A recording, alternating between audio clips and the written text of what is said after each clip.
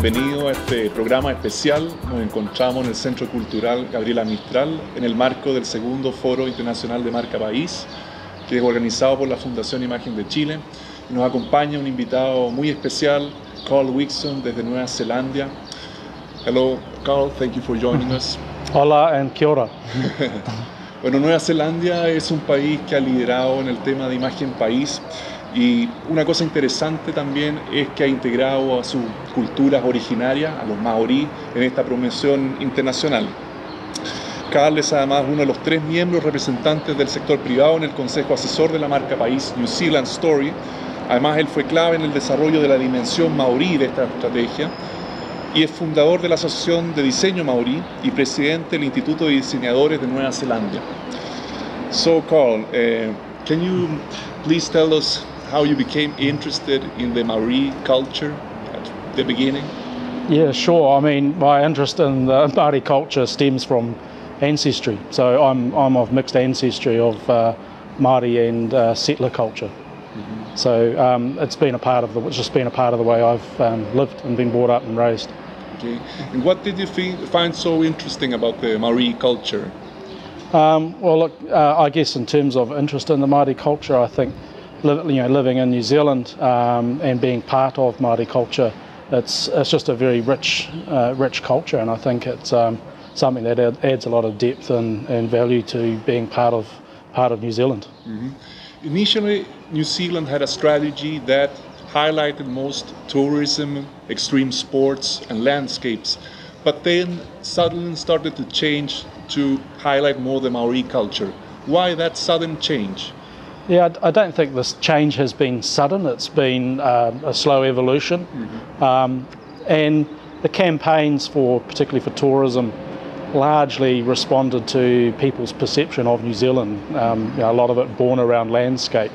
Increasingly, we know, landscape isn't it. Mm-hmm. And for the Māori culture, that landscape is a living one. So there's a deep affinity with place, and there are rich stories to tell attached to that landscape. So increasingly, I guess, Māori have become more involved in tourism and trade and other sectors, and there's a strong growing Māori economy. Mm-hmm. So there's been both an interest in being part of the wider New Zealand development, as well as wider New Zealand recognising the value of Māori culture to the country, mm-hmm. as a point of difference and as something that adds value. Why do you think it's so unique, the Maori culture?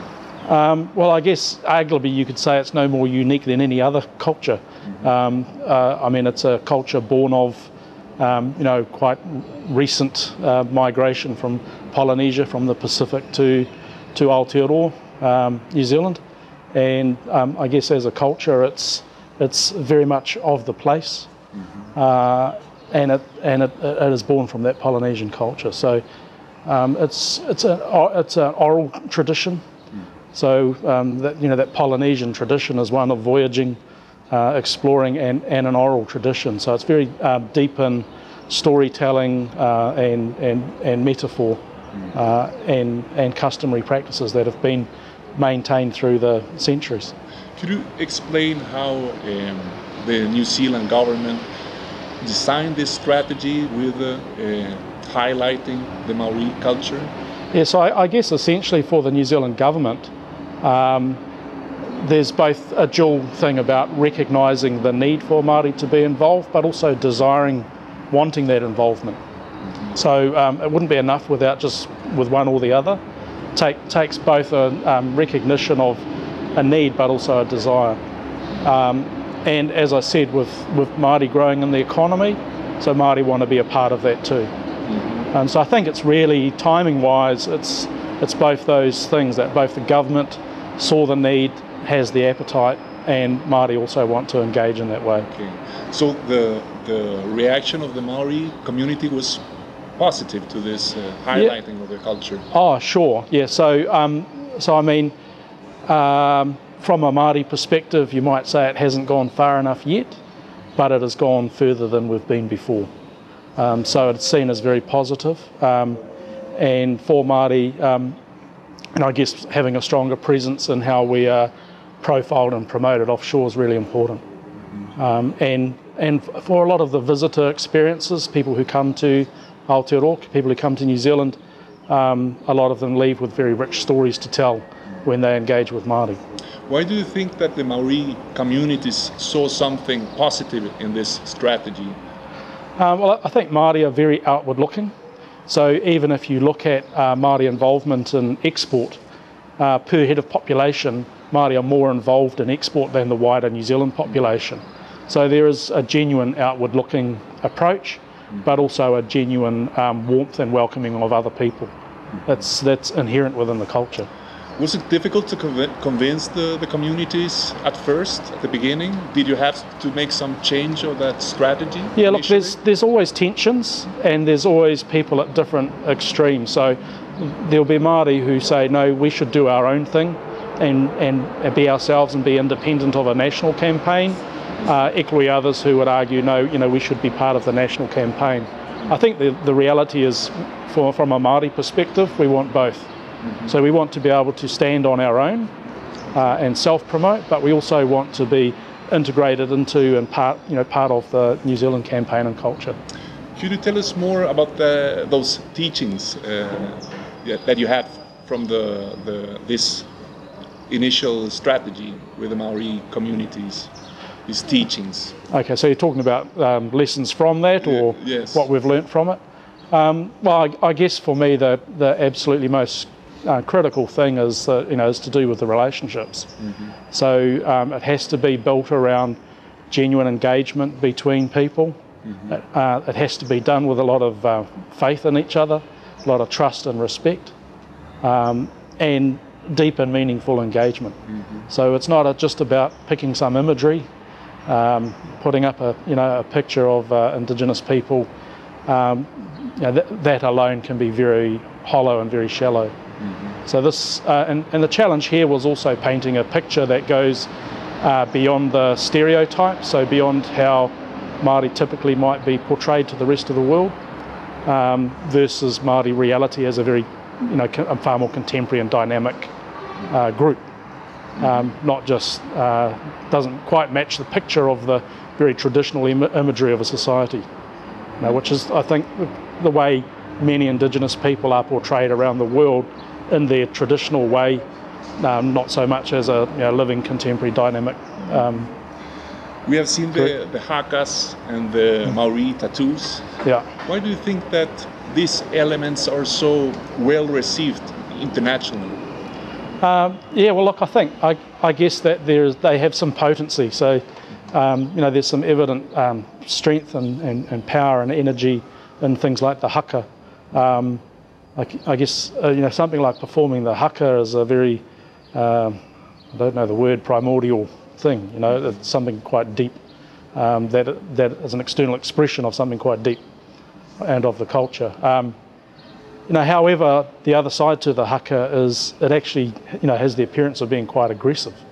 So whilst it is something that's widely known, it's not necessarily the way we want to be portrayed as the warrior image, as the aggressive warrior. So it's great at the start of a game of rugby because it fires up the team and intimidates the opposition. But that's not the way we want to welcome visitors to the country. Okay. So yeah, the haka is strong. The tāmoko, the Māori tattoo designs, can't see mine under here, but they're part of our genealogy. So they're part of those designs are ancestral. They speak to our whakapapa. They speak to our ancestry, and so there's a long tradition of tāmoko, the Māori tattoo. How do you think that these attributes of the Maori culture have helped your strategy? Look, I think they both help and hinder. So they help in that for the rest of the world, those are things that people know, but they also hinder because we don't want it to stop there. We don't want people to only think about haka and tattoos when they think about Māori. We want them to think about all the other aspects of Māori culture. And like I said, as a very contemporary and dynamic group who we have a fast-growing Māori economy. We're building a lot of strength in primary sector industries. some of the statistics are becoming quite staggering. So for a group that represents 15% of the population, we represent, for instance, over 40% of the commercial fisheries, 10-12% in sheep and beef and sectors like that. So actually playing quite a pivotal role in the New Zealand economy now. What about the feeling of the non-Maori citizen? How did they react to this highlight of the culture, the Maori culture? Well, were they always positive to this strategy? Or? Yeah, look, the majority are positive. There will always be a minority who's not. I guess just in terms of that relationship between any Indigenous group and a wider population and in a colony essentially, there's always going to be some of those tensions. So you could never expect it to be wholly, everybody to be wholly happy with it. But I would say the vast majority are. So our challenge was to find those points where Māori culture and New Zealand culture line up, so that what was being presented in terms of Māori ideas wasn't inconsistent with a wider New Zealand culture. So that was really the challenge, was to find those points where we align most closely, so that from a Māori perspective we could say, yeah, that's us, and from a New Zealand perspective every New Zealander could say, yeah, that's us too. Okay. Why do you think that differentiation is so important when we're talking about nation branding? Look, I think that New Zealand has quite often been portrayed in terms of a beautiful landscape. So the imagery that we've had a very successful tourism campaign, 100% pure, and that was largely driven through landscape imagery. But we know that's not enough. And if we just went to compete on landscape and put up pictures of our landscape, there are a lot of countries that could compete with the same imagery. So we know that landscape is not enough, and it's not all we have to offer. So the Māori inclusion is both, it's actually a better reflection of New Zealand society, and also, I guess one thing that is distinctive everywhere, like I said, is any culture anywhere is a defining element. Have you been able to measure the results of these campaigns that includes the Maori culture? Yeah, so I guess our measurements are less quantitative and more qualitative. So what we do know is that the type of feedback we get is from offshore is generally very positive about the Māori dimension of those campaigns, because it is seen as distinctive. It can resonate with people at a more emotional level than just an intellectual level. So these campaigns are not just about how people think about us, but it's how they feel about us as well.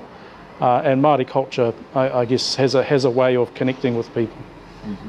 Chile has also indigenous communities like the Rapa Nuis and the Mapuche people.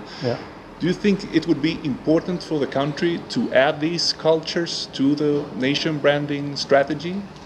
Yeah, look, I think, personally I think yes, but that's a question for Chile to answer, and for Mapuche and other indigenous cultures to answer.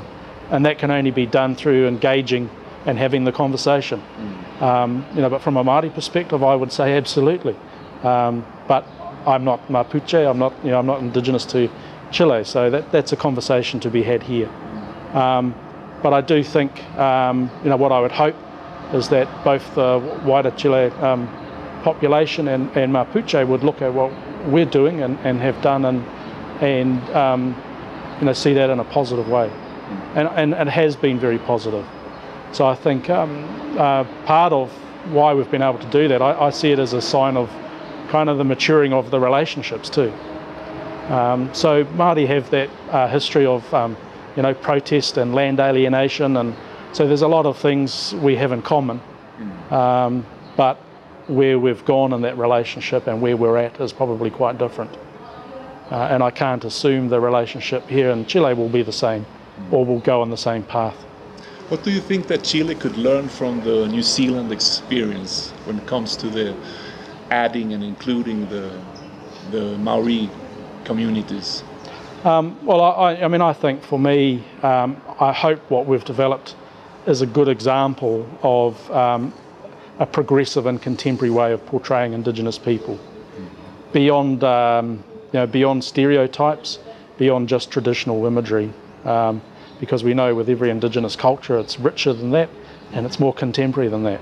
But that tends to be how Indigenous cultures are conveyed. Yeah. Ok, queremos agradecer a Karl por su interesante entrevista y por compartir esta experiencia de Nueva Zelanda en el tema de haber incluido los pueblos originarios en su promoción de la imagen país.